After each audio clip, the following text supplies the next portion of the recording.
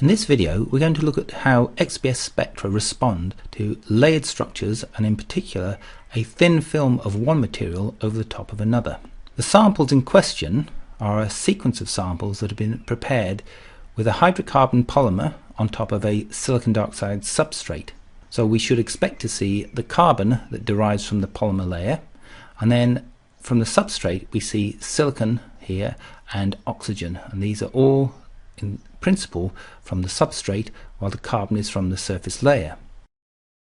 The VAMAS file contains a set of VAMAS blocks that represent spectra that were measured from a set of samples, and these samples are prepared with different thicknesses of the polymer on top of the silicon dioxide. The heading indicates 0.5. This is a nominal thickness of the polymer on top of the silicon dioxide for the first column, and the last column is 20 nanometers. Then in addition, each one of these samples was then measured by varying the stage angle. So we have a range of takeoff angles for the electrons that are measured by the analyzer. Hence the surface sensitivity increases as we go down one of these columns. So a takeoff angle of 30 degrees should favor the polymer far more than the silicon dioxide. So if I compare these two spectra, we can see that this is indeed the case. If we just normalize these data, and you can see after normalization that for the same amount of carbon, the amount of silicon is far greater for the normal takeoff angle. The reason that the relative proportion of these peaks change as a function of the takeoff angle is because of the surface sensitivity of XPS. If we consider a sample and divide the sample up into units, which we'll refer to as distances measured as effective attenuation lengths, then for one effective attenuation length you would expect to find at the surface 63.2% of electrons that are ejected from atoms within this first layer to arrive at the vacuum without undergoing any loss events. At a deeper level, so one effective attenuation length down, you only expect 23.25% of these electrons to reach the vacuum without losing energy. A peak in XPS data is only measured for electrons that reach the vacuum without losing energy. Electrons that have undergone inelastic scattering will be measured as part of the background signal rather than the photoemission peak. And as we go down into the sample, you can see that after 4 attenuation lengths depth, the fifth layer only produces about 1% of the signal for the photoemission peak. 99% arrives as a background signal. The background is an important part of an XPS spectrum. So although here at a takeoff angle of 30 degrees we have an intense carbon peak, we see no silicon peaks, but the background is still showing evidence of these silicon peaks on the basis that we have a rising background that is concave down.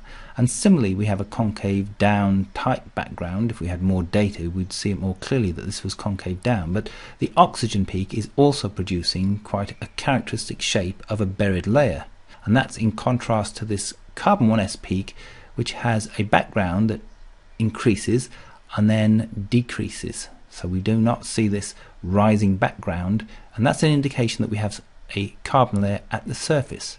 So this is the 30 degree takeoff angle. At the normal takeoff angle we start to see silicon and oxygen peaks, and this is because of the units of effective attenuation length that we see in these different scenarios, that there are more of the important effective attenuation lengths close to the surface that includes silicon when we're looking at a normal takeoff angle compared with 30 degrees, where the majority of these are all within the surface layer. So 3 attenuation lengths. This accounts for about 95% of the signal, hence you see mostly carbon and almost no silicon, whereas at a normal takeoff angle you see both silicon and carbon. The silicon is attenuated and also the oxygen attenuated by this carbon overlayer.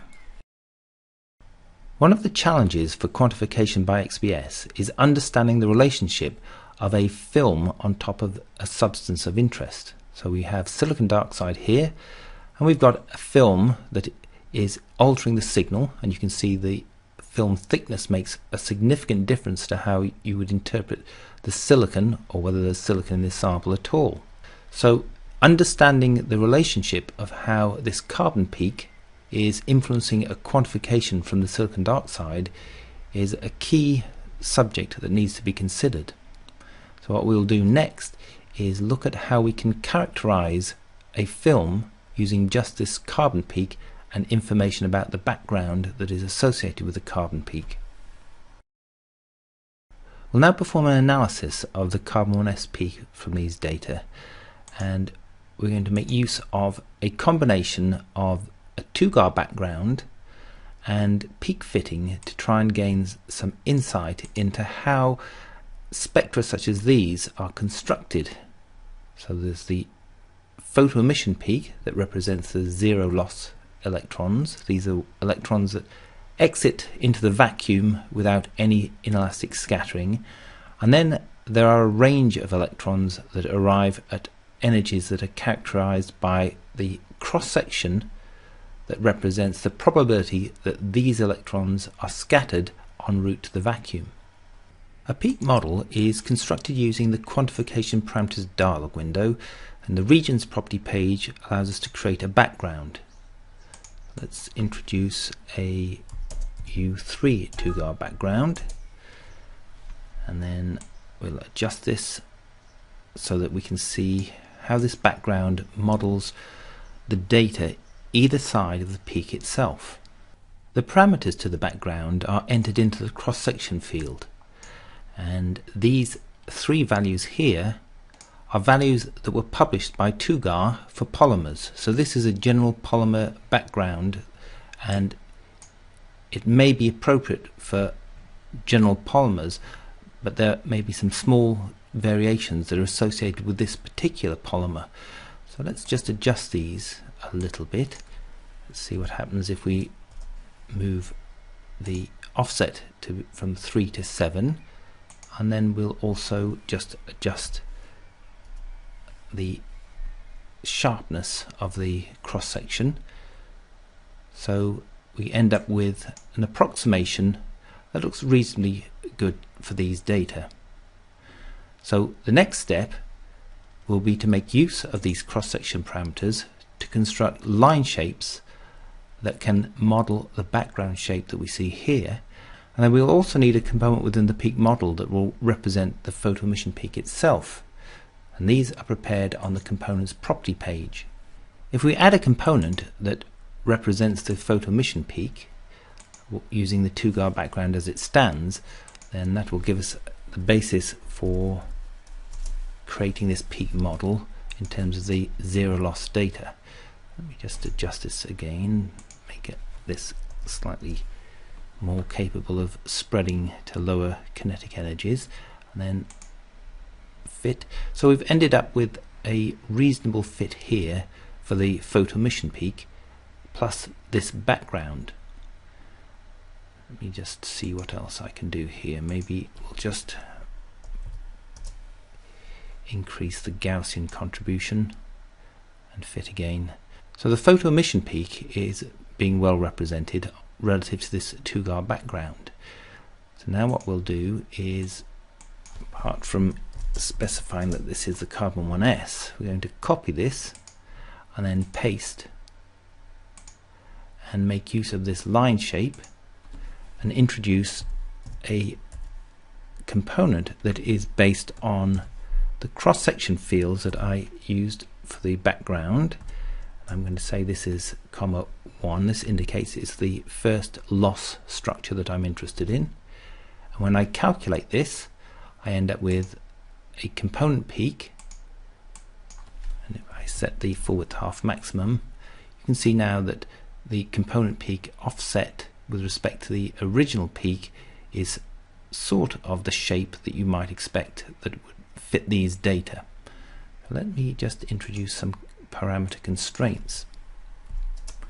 That is, I want this peak to have the same position as the photoemission peak, and if I say fit at this point, then it would disappear because the Tougaard background is already doing the job that this component would perform. So I'm going to change from a Tougaard background to make it a min limits background type. So this is just a horizontal background, and if I say fit now, there's an adjustment based on the 4/12 maximum. There's allowing this component to fit these data. Let me just extend this a bit in terms of background limits.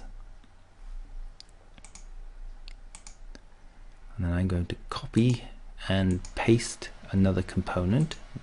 Add the name loss1. Now this one is going to be loss2. The same cross section, the same line shape, and I'm going to say this is a second form, that is to say a second loss event sequence. So these are calculated based on the cross section and assuming this shape here as the input signal. So once again, I need to make sure that we've got an appropriate position, and I'm going to make this the same 4/12 maximum as the first loss. So when I say fit these data, I end up with a peak fit with a reasonable residual based on 2 loss structures. And the idea behind this analysis is that the relationship between the peak area for the 0 loss peaks and the 1 loss peak provides a measure of the film thickness. So if we look at these data here, this is the column representing varying angle for a film of thickness 4 nanometers. So as we go down the column, the thickness as measured by the XPS will appear greater, and I can then select these and propagate regions, components, and apply.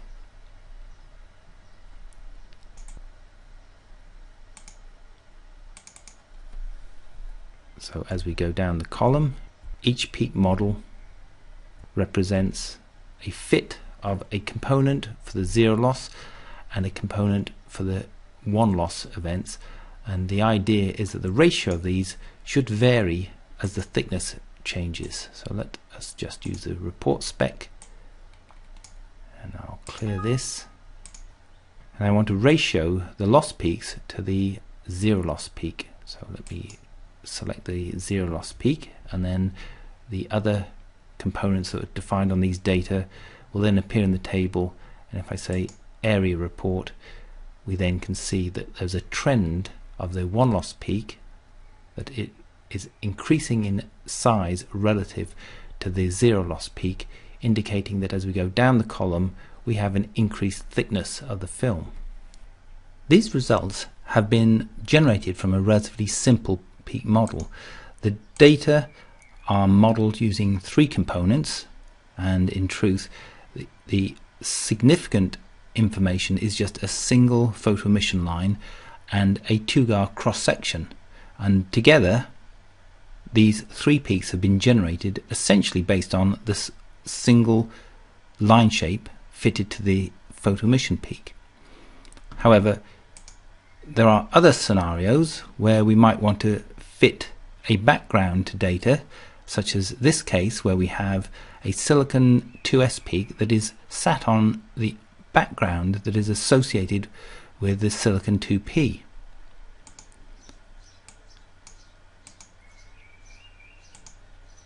And this silicon 2p is fitted using 2 component peaks, and from these 2 component peaks a set of loss peaks are constructed, and these loss peaks correspond to each one of these component peaks. So there are 1, 2, 3, 4, 5, 6 loss peaks that have been added, and they represent 1 loss, 2 loss and 3 loss, and they correspond to each of these component peaks for the oxide in the silicon 2p.